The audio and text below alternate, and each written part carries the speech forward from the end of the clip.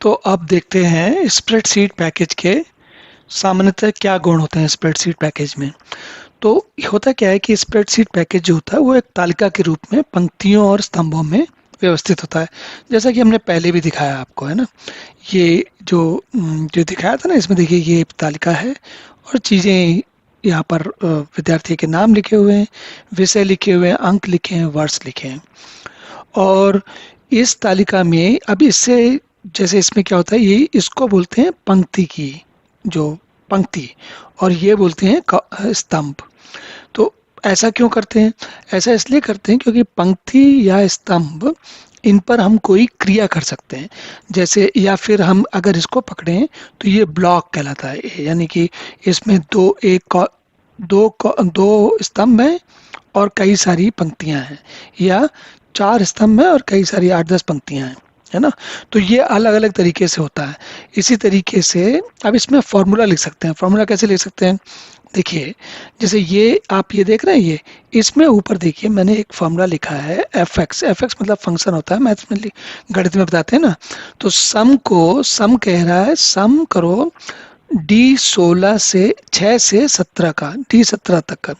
D6 क्या है? देखिए D6 ये वाला नंबर है, ये वाला सेल है, और D17 क्या है? ये वाला नंबर सेल है। तो इसमें हम ये फॉर्मूला बता रहे हैं कि ये जितने भी हैं इनको सबको सम कर दो, जोड़ दो, है ना। और अगर इसमें देखोगे आप तो इसमें क्या किया है हमने, जो D19 है ये वाला है ना, इसको हमने कहा कि इसमें 5 का गुणा कर दो। ये अब इसको, इस काम को 5 की तरह गुणा भी कर सकते हैं हम। एक और तरीका भी कर सकते हैं, वो ये होता है कि जैसे ये देखिए इस वाले में क्या है कि 5 लिया हमने, 5 को इस खाने में लिखा, और यहाँ पर जब फॉर्मूला लिखा तो 5 नहीं लिखा। देखिए ऊपर वाले में हमने यहाँ 5 लिखा हुआ है ना, ये नीचे वाले में यहाँ 5 नहीं लिखा है, हमने इसको लिखा है B24, यानी कि B24 क्या है? ये वाला। तो और B24 किससे फॉर्मूला बनाया है, कैसे किया? हमने कहा B24 को पहले D6 से 17 के बीच में जो कुछ आया उसको जोड़ो और उसके सम करो, और उसमें B24 में जो कुछ हो उससे गुणा कर दो। तो उसका फायदा क्या है? फायदा ये देखिए, यहाँ पे अभी 5 लिखा है, अगर इसको मैं 10 कर दूं तो ये तुरंत अब दुगना हो गया, 10,570 हो गया। अगर इसको मैं 20 कर दूं तो ये 20 नहीं, 20 कर दूं तो 21,000 हो गया। तो इस तरीके के जो नियम होते हैं, फॉर्मूला होते हैं, इनको हम कहते हैं संदर्भ के फॉर्मूला, रेफरेंस फार्मूला। अब इसमें भी दो तरीके होते हैं। एक होता है, जैसे देखो इस फॉर्मूले में हम क्या D6 D17 बता रहे हैं। D6 और D17 यहाँ बताने के पीछे का मकसद ये है कि हम कह रहे हैं कि जो कुछ D6 और 17 में है उसको आप प्रयोग करो। इसको बताने का एक और तरीका होता है। वो क्या तरीका होता है? उस तरीके में हम कहते हैं, देखिए ये वाला जो है ना, ये वाला देखिए। अच्छा, इसमें हमने क्या किया है, 5 जो कुछ भी यहाँ लिखा था, जो कुछ यहाँ था उसमें हमने सीधे 5 गुणे जो नंबर यहाँ, जो संख्या आई थी, हमने उसको देखा और उसमें 5 का गुणा कर दिया। तो ये जो है ये नहीं बदलेगा, ये हमेशा एक जैसा रहेगा क्योंकि हमने विशेष संख्या बता दी है। तो इसमें और इसमें फर्क ये है, इसमें हम कहते हैं कि उस खाने में, उस सेल में जो कुछ भी है उसका इस सेल में जो कुछ है उसके साथ कुछ क्रिया करो। इसमें हमने कहा दो संख्याओं की क्रिया करो। अब मैं आपको एक और झलकी दिखाता हूँ, कुछ एक और दिखाता हूँ चीज। वो है, मान लीजिए कि ये कोई एक इनवॉइस है ना, और कुछ उस किताबें कहीं जा रही आ रही हैं, तो इसको अब वाणिज्य के छात्र को इन चीजों का प्रयोग करना पड़ेगा। इसमें क्या है, किताब का, पुस्तक का नाम है, उसका लेखक का नाम है, उसकी कितनी प्रतियां हैं और दाम क्या है। उसके बाद ये जो है हर किताब का था।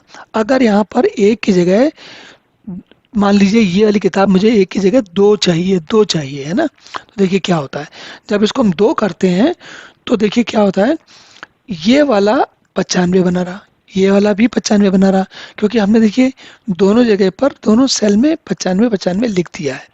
पर अगर मैंने जैसे पिछली बार दिखाया था, अगर नियम फॉर्मूला लगाया होता तो देखिए यहाँ पर मैंने फॉर्मूला लगाया हुआ है। क्या फॉर्मूला लगाया है? देखिए ये है ना, फॉर्मूला मेरा है ये वाले का देख रहे हैं ना, 95 वाले का। तो D5 गुणे E5। अब इसी काम को हम एक और तरीके से कर सकते हैं, वो कैसा है? देखिए यहाँ पर क्या किया हमने, हमने D5 और E5 के आगे डॉलर लगा दिया है। डॉलर लगाने का, इसको यहाँ पर अभी आप ये समझ लीजिए, डॉलर का केवल एक फायदा होता है कि उस पूरी स्प्रेडशीट में उसका उसको ये ही नंबर, ये निरपेक्ष नंबर है। निरपेक्ष मतलब कोई उसको सहारा नहीं चाहिए।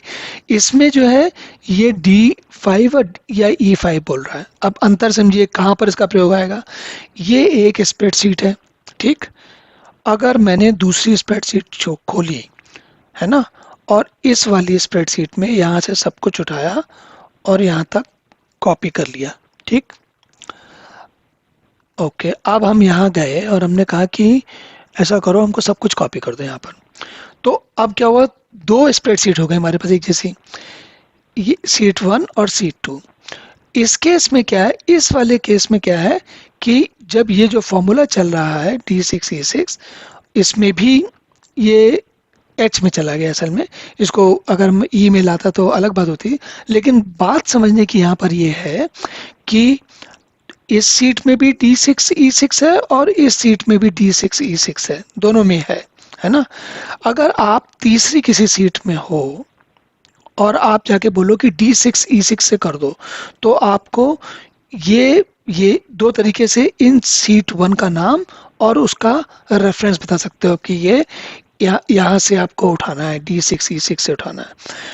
दूसरे में आप C2 का नाम बताओगे और ये रेफरेंस बताओगे। हम तीसरी सीट में काम कर रहे हैं तब ये बात बता रहे हैं। लेकिन पहले वाले में ये यहाँ हमने जब डॉलर वाला लगाया है तो ये बदलता नहीं है, एक जैसा रहता है हमेशा। तो इन चीज़ों को थोड़ा हम और आगे समझेंगे, जब करेंगे, वाकई करेंगे, तब जब आप बार बार इन चीज़ों का प्रयोग करेंगे और जब आपके मतलब की जो मान है वो सही चलेगा, तब आपको इसका प्रक्रिया का बहुत अच्छी तरीके से समझ में आएगी। ऐसे देखने में बात समझ में आती है, लेकिन उसकी गंभीरता समझ में नहीं आती कि कैसे हमारा बात बदल जाती है। पर यहाँ इसको बताने के पीछे अभिप्राय ये था कि आप इसकी क्षमता को समझें कि इस स्प्रेडशीट में कैसी कैसी क्षमताएं होती हैं।